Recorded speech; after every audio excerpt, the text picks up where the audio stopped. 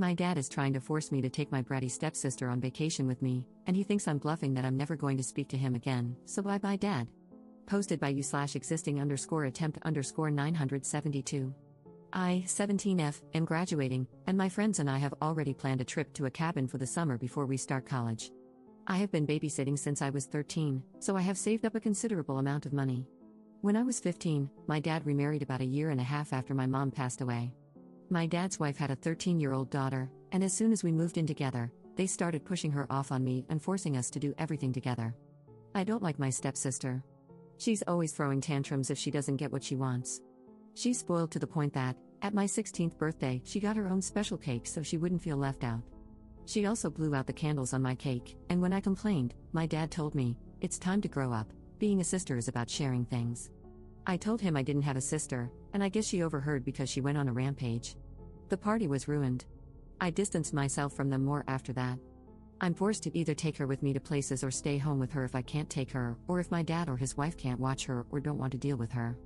Imagine everything I said she does with my dad and his wife, but directed at a 15-17-year-old me. I was forced to take her bowling with me, and she wouldn't stop trying to dig her hands into the part where the balls come out, and she even tried running down the lane. I had to take her home, and my night was ruined. This happens a lot, but they don't care. I tried to keep this trip a secret from her, but when I was in my room on the phone talking about it over pizza and music, I found out she had snuck in, hid in the closet, and was eavesdropping.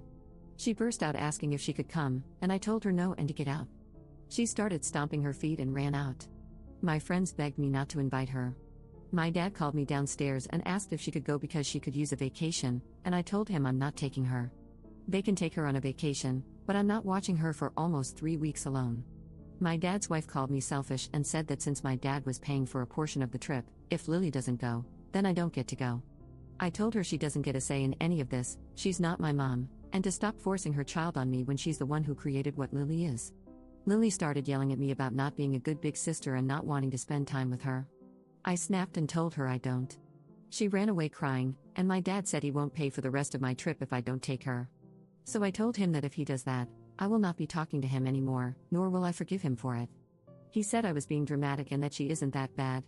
So, I grabbed a bag and went to my aunt's house, my mom's sister, and told her what happened. She said she would cover what he took away, and when I go to college, I can stay with her. I told my dad what I was doing, and he blew up at me, saying I was being a brat and that they're my family now, not my aunt. As far as I know, she doesn't have any disabilities. She's been to doctors and therapy. She's just insanely spoiled, and that's how she's always gotten her way when told no. The first time I met her, everyone agreed on Mexican except her, and she was yelling in the car for 10 minutes before she calmed down after her mom appeased her. Then she went back to texting on her phone. If she does have a disability, that would explain why she acts that way, and I can accept that she can't help it, but I still shouldn't be forced to watch her 24/7. Update 6 months later. I know a lot of people wanted an update to my last post. I can't post a link, but you can go to my profile to see it. The trip happened, and I did not end up taking her, just like I said I wouldn't. From the time I posted that until I left, the household was very tense and awkward. I wasn't speaking to any of them. The only person I had to confide in was my aunt, and I'm so grateful for her. My dad still thought I was going to bring her on the trip, and I kept telling him that I wasn't watching her and she wasn't coming with me. The morning of the trip, we left at around 6, and by the time he called me, I was already about 5 hours away, so he couldn't do anything. When I got back, there was a lot of yelling and crying from me, my dad, and his wife. She said I left them in a tough position and they had to stay home because they couldn't find anyone to watch Lily. My dad and I had a serious talk for hours, and he agreed that maybe we need to separate to work on our relationship, which hurt me because I would have liked him to say I could stay in my own home while we worked on it. But I ended up going to my aunt's house with no issues. My dad and I started family therapy, just the two of us. His wife was pretty upset that he was actually listening to me and seeing where I was coming from. Just when we were making progress and building a better relationship, I came over for dinner, and my dad asked if we could integrate his wife and Lily into therapy. I told him I had no interest in having a relationship with them. She called me a selfish CNT and said I needed to be grateful that she let me stay with them after she moved in. I waited for my dad to correct her, but he stayed silent, so I left and haven't talked to him in almost a month. He keeps showing me that he won't be on my side. To wrap things up, the cabin trip was so much fun. I've never felt so free from a burden. The trip was in June, and we ended up staying for almost a month because we extended it. While I was packing for school, my dad came to visit, but his wife called, and he had to lie about where he was because she doesn't want him to see me. So I told him we don't need to have contact right now or continue therapy since it's clear which part of his family he cares about more. I don't know what's going to happen with my dad, and right now, I don't care. I'm focused on school and studying to become a nurse. I don't want any negativity to ruin this experience, but I'd be lying if I said it doesn't hurt not to have a parent to share this with. My aunt says she's my surrogate mom and that I can share all my worries and successes with her. I am currently in my first week of college, and the amount of freedom I feel here is so new. I'm a little overwhelmed, but I've joined an honors club and a creative writing/book club, and the friends I've made are amazing.